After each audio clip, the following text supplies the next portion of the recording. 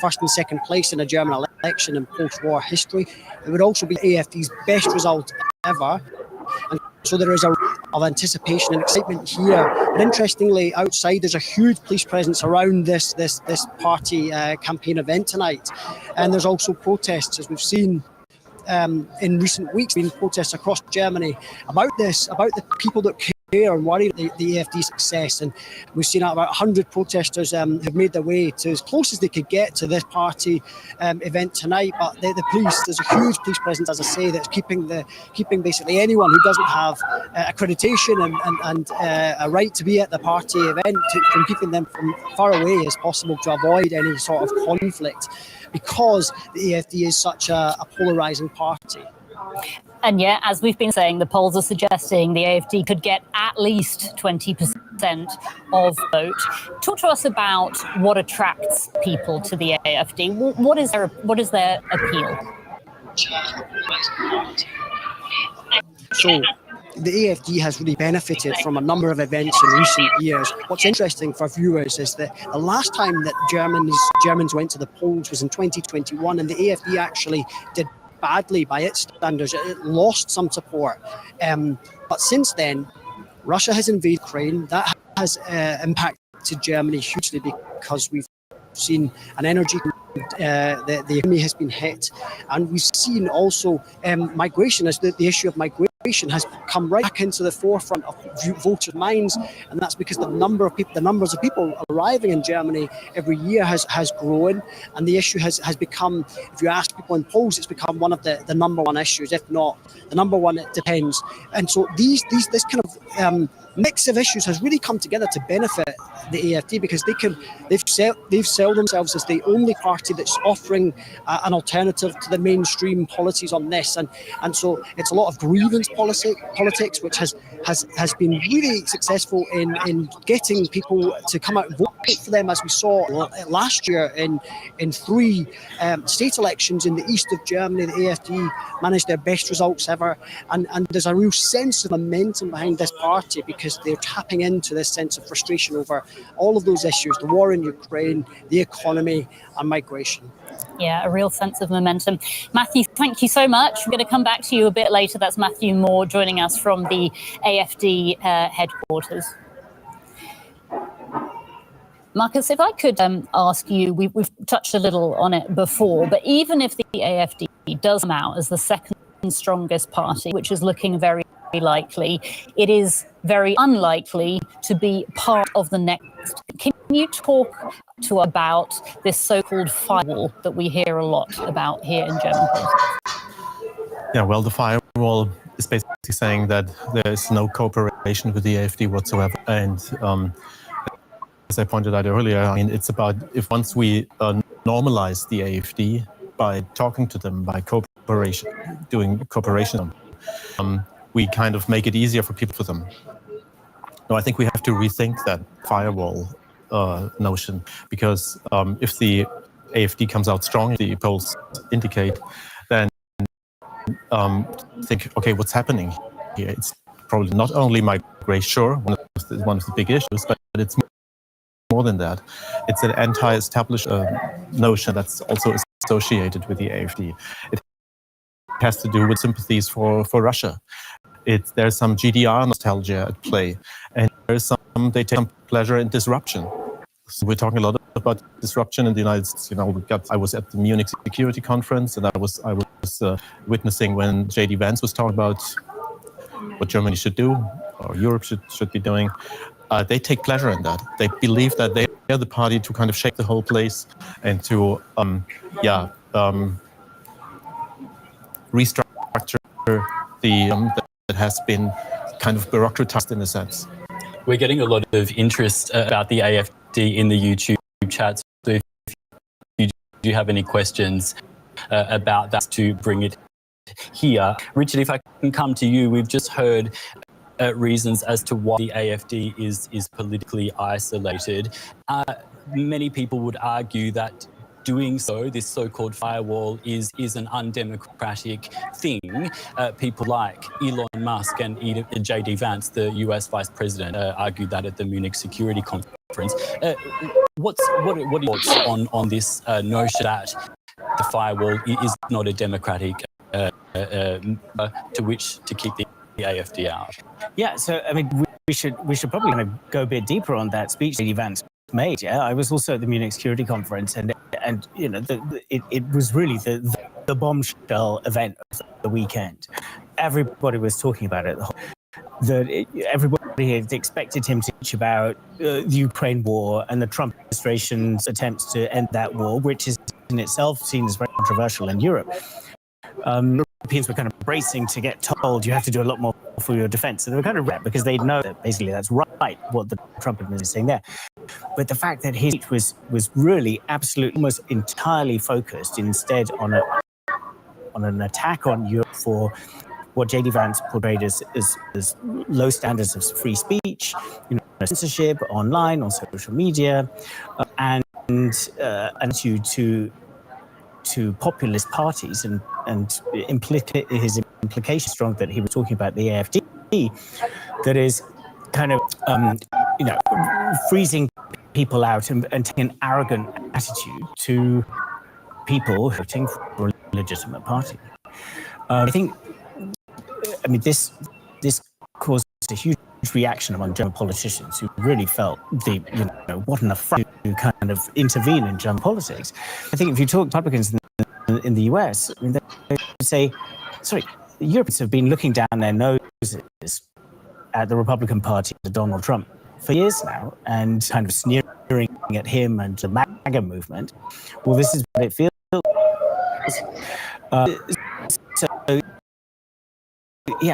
But it was still really quite into German. But it does shine a light on an issue, and I think what basically Marcus is talking about there, that if that party keeps growing, well, at some point it becomes impossible because you start to, there are steps in the next election, 2020, might be impossible potentially to form a coalition, either without them at least giving their passive agreement. So all of the centrist parties, we put it that way, are kind of grappling with this question of what comes next with this party. But Friedrich Merz sort of this question with which was then it was not coordinated with the AFD in the motion deliberately kind of to try to the lines which actually criticize the AFD. Well, we don't care about that. We're going to vote for it.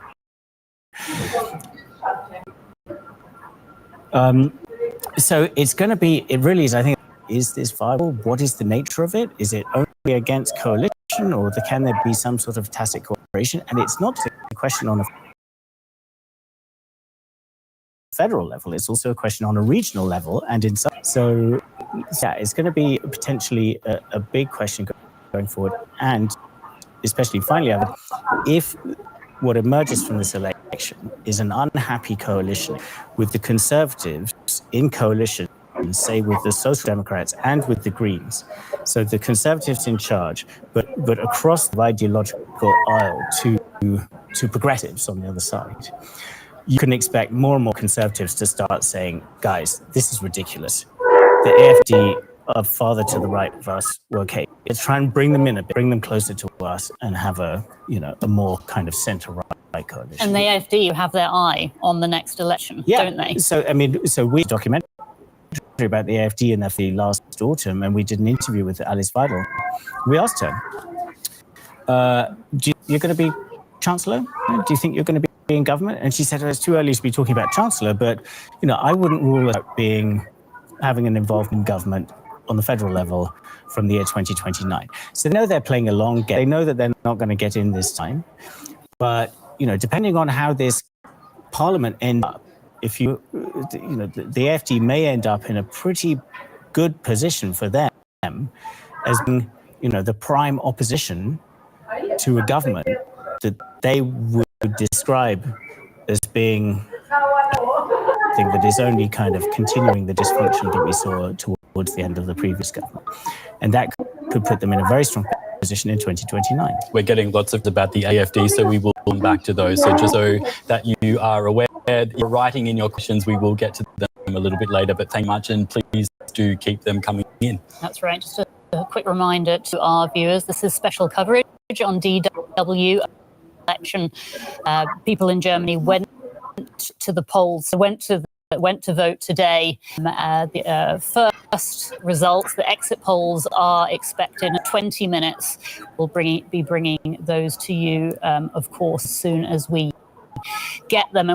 We're talking about all that are on voters' minds, that are helping them decide which political party to vote for. And of course, the economy is a major concern for voters. Germany's economy is faltering, and it's not just ordinary people who are worried. Last month, Germany's biggest business associations sounded the alarm.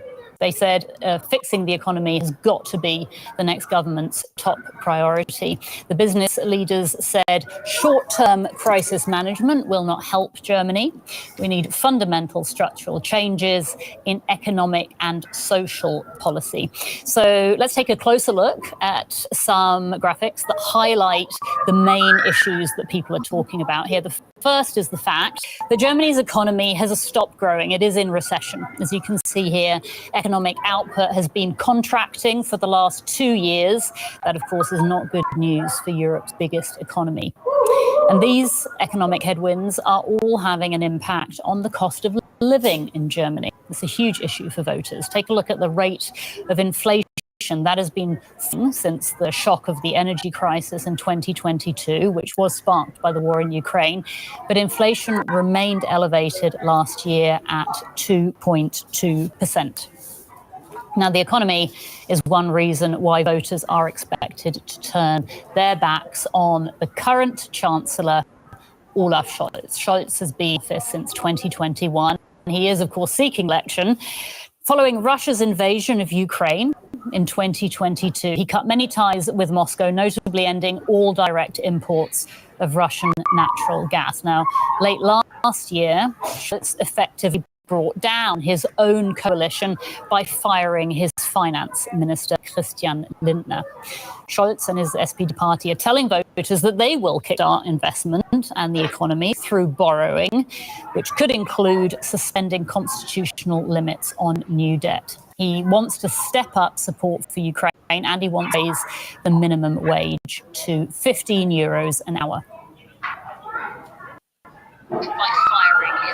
And we're going to get more information about Olaf Scholz and his party by speaking to DW's chief political correspondent, Nina Hase, who joins us now from the SPD headquarters. Nina, Scholz is seen by many, isn't he, as going into this election as a failed chancellor. So just sum up for us, where did he go wrong? Scholz will go down in history as the least popular chancellor in post-war Germany, and that is quite a big title. Now, there are, of course, as always, a number of reasons. One has to do with his personality. He's not seen as a people pleaser. He had this nickname, Scholzomat, for a long time, so robot-like, and he's tried to bring this side in him in recent weeks, but whether that was too late is a question that people will debate afterwards.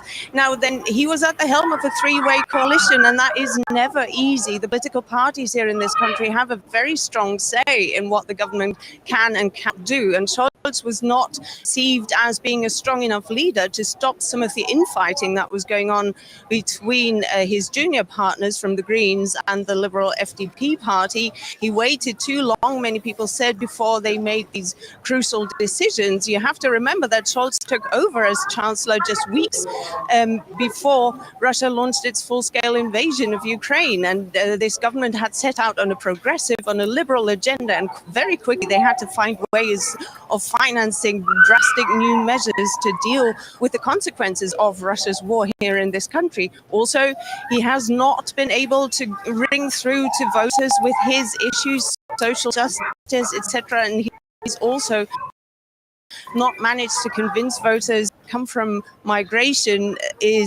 are really ones that he takes so seriously that he's willing to make drastic news. Having said all that, also when when it comes to the point of dealing with a political party that a very big variety of opinions, from delivering Taurus cruise missiles instantly and now to essentially not sending more weapons. You've got in this very, very interesting political party here. So, Nina, the polls are showing the SPD could get around 16%. What's the feeling there at the SPD headquarters? I mean, do they feel that Scholz has a political future? I mean, what's the future looking like for the SPD? Well, it is definitely future looking like the SPD. Well, it is definitely a tragic day for the Social Democrats. We are talking about Germany's oldest party. It goes to the 19th century. So they are going to probably see their worst result in post-war Germany. This is not to be underestimated. And of course, there are going to be voices who are going to call consequences. And what's important is to remember that the SPD have their own that 20% marks. They get beyond 20%. They're saying that Olaf Scholz can play a role still in the next constellations. The SPD might still enter a new government then as a Jew partner. But if they don't crack that 20%, then there will be loud voices from the base of the SPD calling for proper consequences, calling also for party leadership to take responsibility and make way for a new generation. But when you talk to people, it's very unclear who those new people can be. What's definitely true is that the SPD is probably going to experience one of its darkest days in history. Nina Hase at the SPD headquarters. Nina, we'll be back to you later, but thanks so much for now. So we heard Nina there talking about, they're hopeful of 20%, whether it's 15, whether it's 20, there is a good chance, isn't there, that the SPD could be a partner in the next government. Yeah, and this is politics, right? I mean, the SPD looks like it could be the biggest loser tonight. If these polls have been anything to go by, they're probably going to go down from the mid-20s to the mid-teens. That's a big collapse, and especially for a party that used to be at 40%, in previous decades. So, one of the main stories of the last 20 years has been the gradual. But even that was on only mid-20s%. I mean, that's not, it's not a huge chunk of the population, is it? But the thing that really struck me recently is SPD, they're almost like the permanent party of government in Germany in the last generation.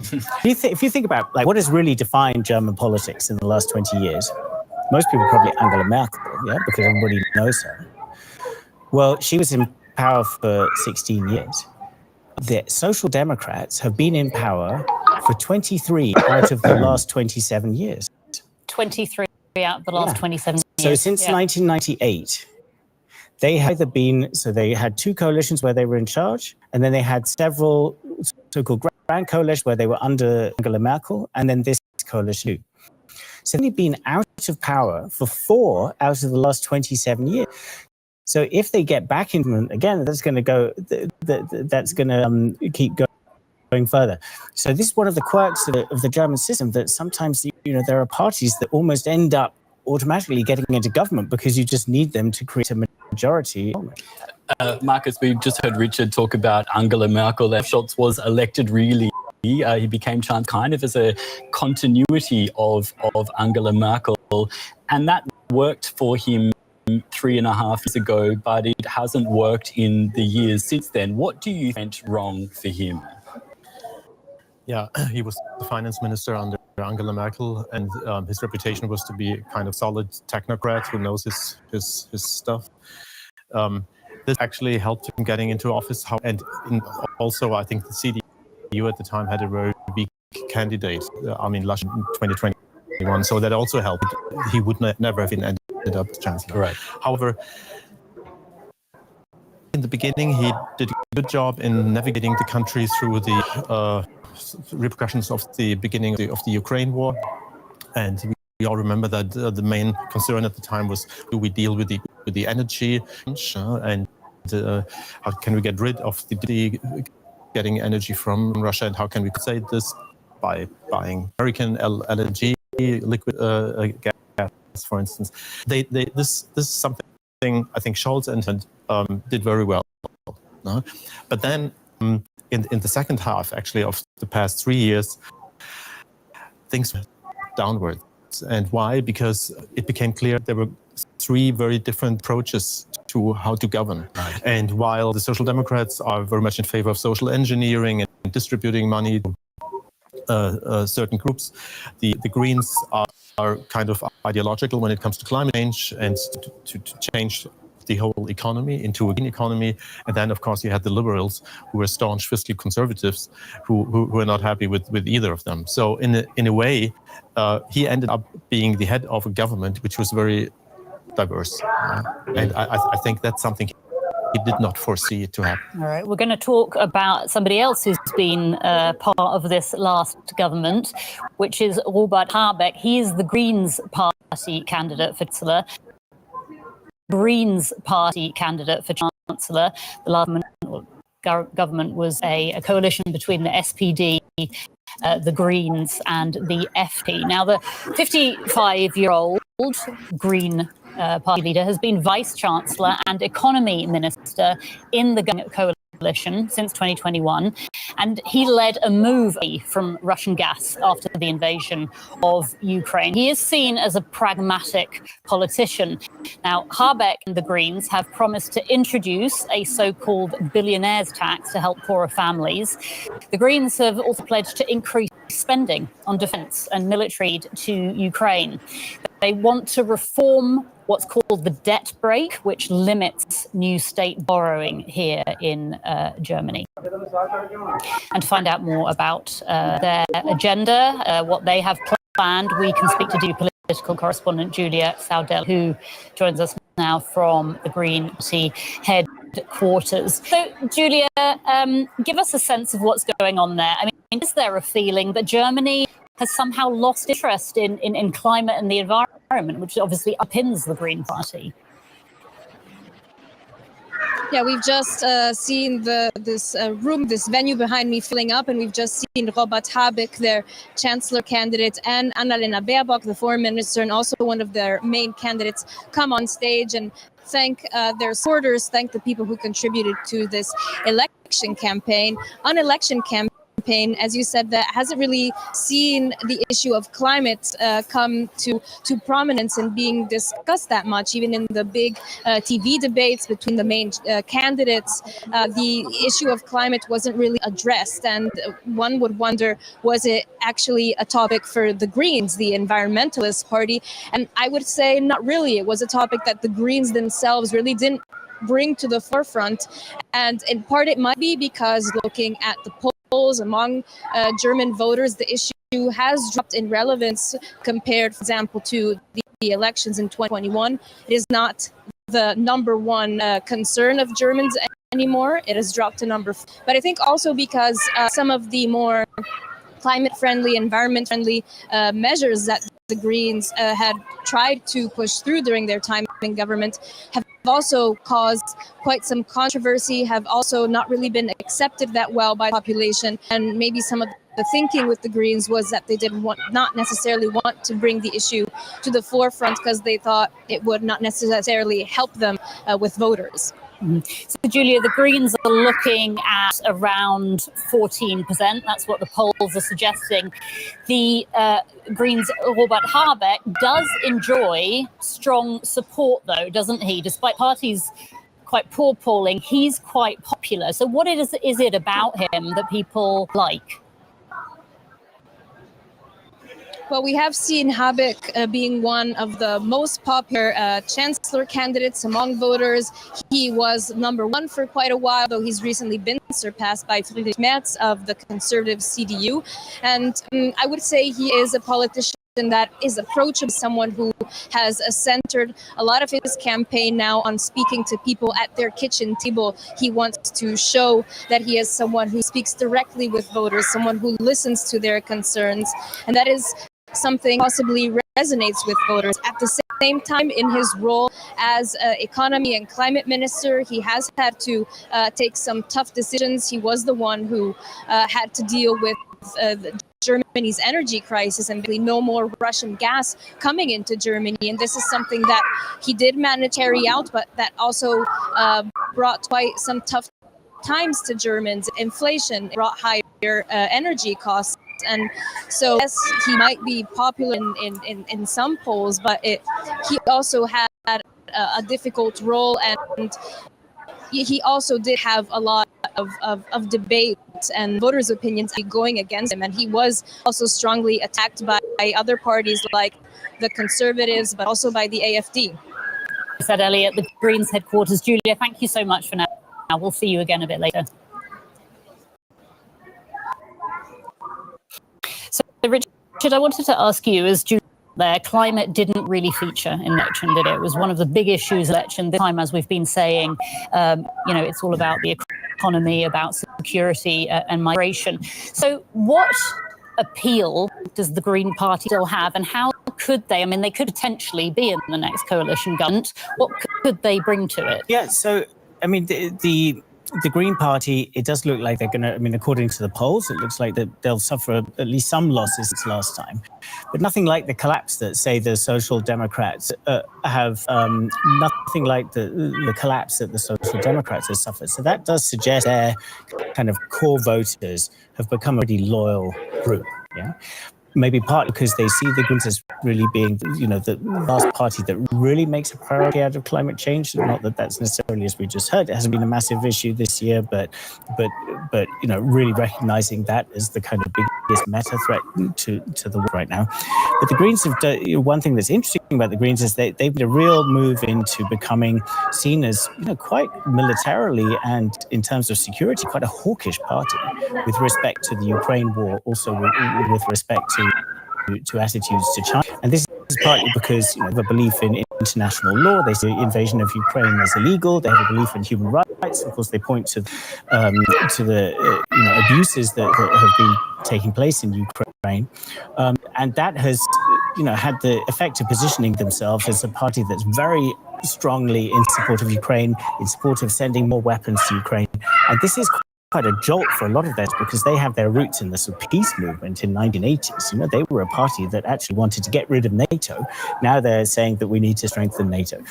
So it's been on quite a journey, the Green Party. But yeah, I think they'll count them as losers of tonight, but it looks like less of a loser than many of the other parties. All right. Just a reminder to our viewers, we are getting to the point, probably about 4 minutes to go, that we will get those exit polls and get a sense of who Germany has voted for. But we're going to talk about Germany's foreign policy challenges first. And one of the biggest, of course, is Donald Trump's return as US president. Now, if we think back a few years, relations between Trump and Angela Merkel during Trump's first term were famously frosty. You might remember when Trump hosted the then Chancellor at the White House in 2017, and he refused to shake her hand on camera despite journalists' prompts and Merkel herself suggesting that they do so. I think we can see it just here. Angela Merkel was trying to shake his hand, he wasn't getting any of it. Now, of course, with Trump back in office, his vice president, we've talked about it here in the studio,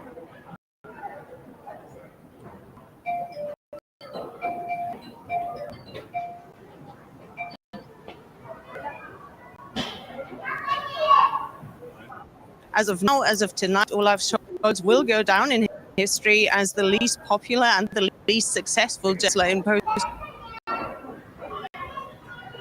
You're ready to open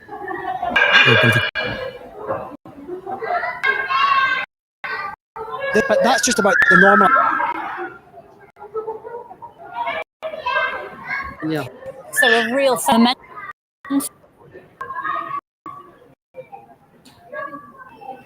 The initial response.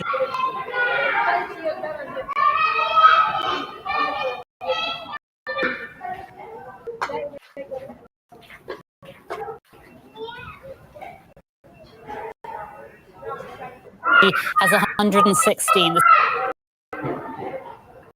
that it's 6 o'clock here in Germany. That means polls have closed, and I can tell you that according to the exit polls, the CDU Conservative bloc has reached 29%.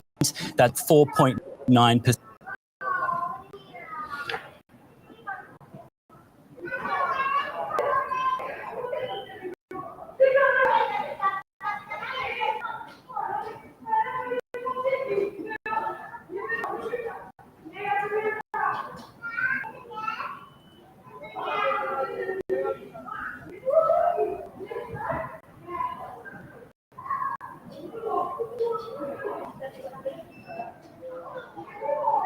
So that does mean that these figures may change as the evening develops, but these are the initial exit poll results. All right, so we see that the CDU is the strongest.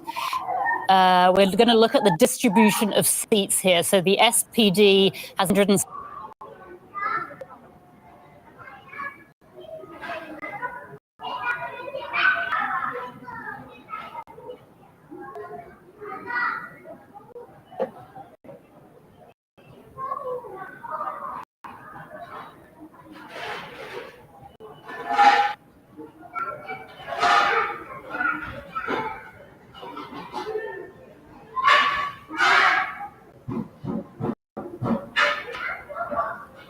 The CDU-CSU 211, the Greens 98, the AfD, Alternative for Germany, 142, the Left, Die Linke 62, and SSW just 1.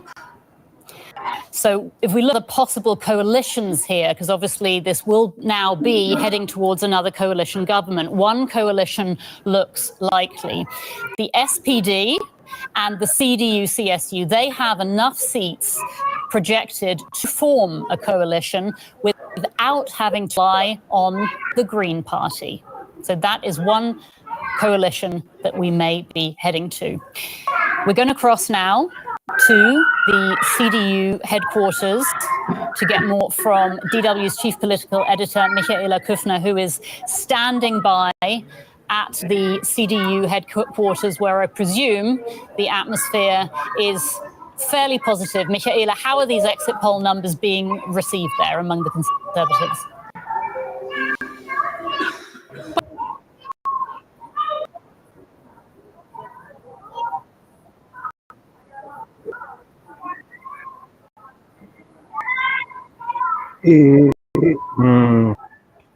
Tak wyglądały pierwsze informacje z Niemiec, jeżeli chodzi o wybory do 21. Bundestagu w Niemczech i będziemy dzieli na bieżąco te informacje i będziemy Wam przekazywali. Trzymajcie się, miłego.